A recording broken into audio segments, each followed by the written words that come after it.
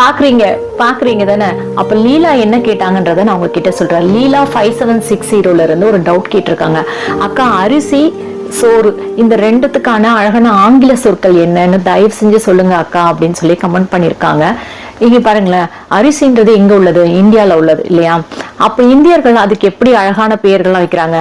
நெல்லு, உமியோட இருந்தா நெல்லு, உமி எடுத்துட்டு பிறகு அரிசி, வடிச்ச பிறகு சோறு, இப்படி 3 வார்த்தைகள் இருக்கு. ஆனா ஆங்கிலத்துல அரிசிய ரைஸ் தான், எல்லா ஸ்டேஜ்லயும் ரைஸ் தான் சொல்றோம். ஒரு ஃபங்க்ஷன் போனா தெரியும், அம்மா ரைஸ் வேணுமா, ரைஸ்ன்னு கேட்பாங்க. குக்டு ரைஸையும் ரைஸ் தான் சொல்றோம், ரா ரைஸையும் ரைஸ் தான் சொல்றோம்.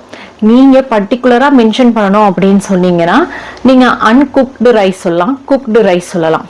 ஆனா ரைஸ் அப்படின்ற ஒரு வார்த்தையே அது ரெண்டுத்தையுமே குறிக்குது. I bought rice from the shop அப்படின்னா நான் அந்த வெறும் அரிசியை சொல்றேன், சோறு சொல்லல.